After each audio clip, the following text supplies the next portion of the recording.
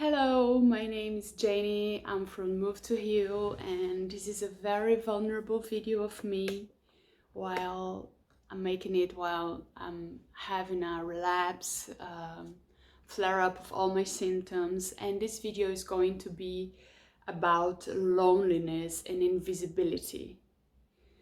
In other words, this video is about how is to battle trauma, journey, a healing journey, chronic illness.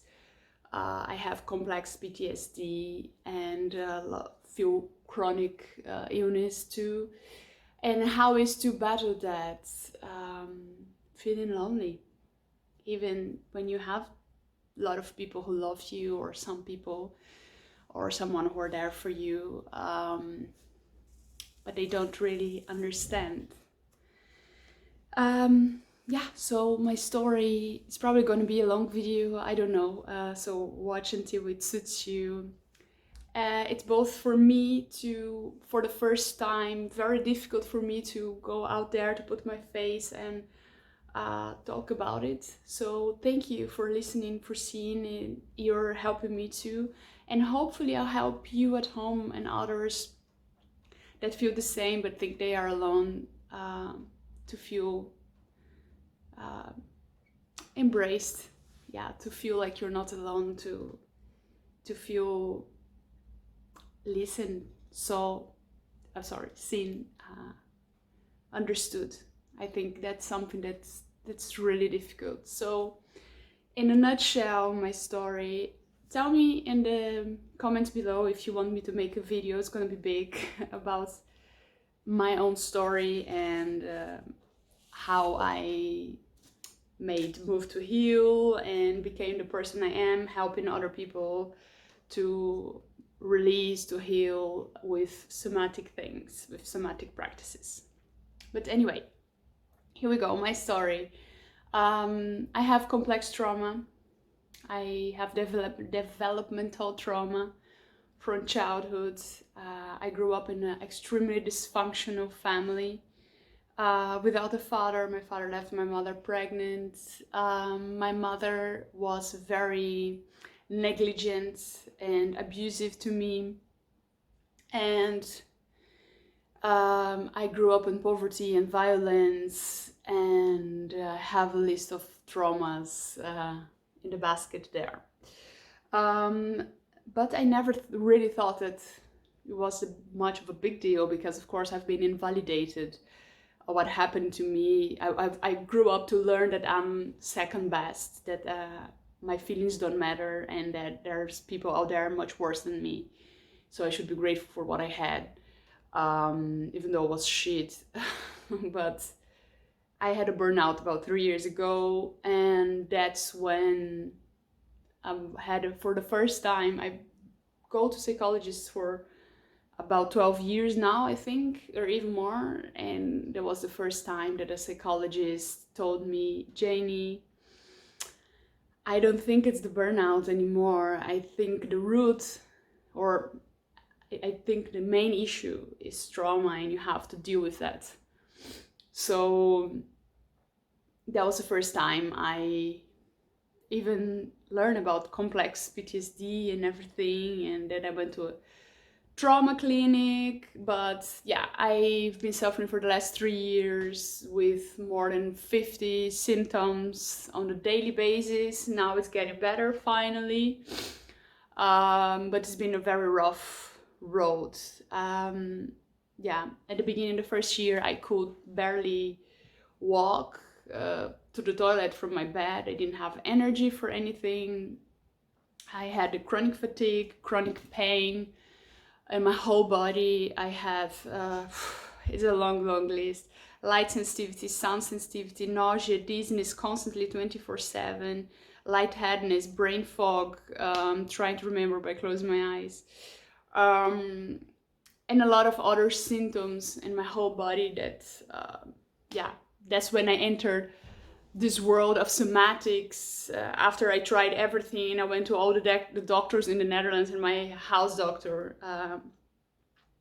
said that there is nothing they could do for me, and I had to accept to live like that, and that would be my life from now on, and I would be an invalid for the rest of my life. I am a damn fighter, you know, and of course I didn't accept that. So I remember saying I'd rather die than live the rest of my life like this. So even though I don't really know how I could do all the things I did, I tried so hard. I've been to so many doctors, so many specialists, and I did so many tests, and I tried so many new things that I've never tried before, or I think were bullshit, which are the end things that helped me the most. And finally, after more than 3 years, I feel like the last months I am healing, I have more energy, I feel free from chronic fatigue, although I feel very fatigued still. My guts, I also have IBS-C. My guts are doing better. Before I couldn't eat more than 10 or 11 ingredients. I also don't eat meat, so that was very hard. Yeah, probably there's a lot there I'm forgetting, but I see the time going in the video and I don't want to go too deep on it. But getting to the point of this video is that now I'm having a relapse. I had to do EMDR again. Last year I did a lot of EMDR, and this year I went on a camper trip with my dog and my partner, and my dog was attacked and other things happened, so I had to do EMDR again, and that's when it started going down emotionally again. I see that I am healing because I am dealing with this much better. But the main problem still is this sense of loneliness, this sense of being invisible. And people don't really get it. I have the most wonderful friends and a wonderful partner. I'm really so blessed to have this guy next to me, and my friends, I have friends I can count on, but to be honest, I don't look for them anymore, because after a while they just get tired of you, even if they will not admit, or they just don't know what to say anymore. And people really think that they have to solve the problem for you, and of course it's not a problem that anyone can solve. But myself, and maybe even myself, I'm not sure how much I can do about it, how far I can get. Let's say, yeah, I will go all the way, of course, but I don't know if I'll ever have the health that I had before, and that's okay. I made amends with that. But it's a really painful place. It's a really difficult, because when you had trauma, in my case, I hid my trauma for 8 years. And so imagine how much I could push it down and press and suppress in my unconscious mind. And I grew up with a neglective, emotionally abusive mother too. So it's very difficult to feel that you matter, you know. You know what I mean? If you have similar stories, it's difficult. You have to deconstruct and reconstruct who you are, that you matter, that you are important, and that people love you, and that it's okay to say no, and all these things. And when you get sick, it's really, when you get sick for so long like this, I have this painful, deeply cutting feeling of being invisible, and I didn't know before why, but I know now that's because of trauma, because you feel unseen. And even the friends that I have, they try to help me, to cheer me up, but people don't really see your struggle. I look very fit. I've been very fit. I am skinny. So the thing I hear the most is like, but you look so healthy, but you look so good. So it's really difficult for people to see inside, to see beyond your how you look like. So, and this just keeps pushing down and invalidating more and more how you feel, and it's just really difficult to deal with being invisible. So I guess what I'm trying to say is that, yeah, I understand how difficult it is for you, oh, that's my tea, for you there at home to go through all of this alone. And when I mean alone is you might have a big support community, or you might have friends, but I don't even look for my friends anymore because, like I said, they don't know what to do, they don't know what to say, and I always feel like a burden too, which is also part of trauma. I'm aware of everything, why I feel the way I feel, but it's difficult to feel your body just go through all that triggering, all that huge amount of trauma that you've been through, and you just feel absolutely horribly lonely, and that people don't get you, don't understand you, don't see you, and that's really difficult. So how do I deal with this? I am learning how to deal with this. I am learning to reach out, to talk to people when I feel like that. I am learning to say, I don't need you to fix it. I just need you to listen to it. And I'm here. This is the most vulnerable thing I've been doing, to put my face out there. I've been also feeling very ugly for a long time, with my eyes always puffy from not sleeping. My main issue right now is that I'm sleeping 3 to 5 hours max per night. I sleep and wake up maybe 10, 20 times, and I'm going to the sleep clinic tomorrow. I have this band and I'm going to do some tests. So the sleep is the basis of everything, and I don't have that. It's just going down, and I keep pushing and pushing. So when I don't know what else to do, when I don't know what can I do anymore, I just stop everything. And that's what I'm doing today, and then I had the idea of doing this video. And I guess at the end, I just want to say that you are not alone. You might feel alone, and that's one way of me to dealing with it. It's to knowing that there are other people out there.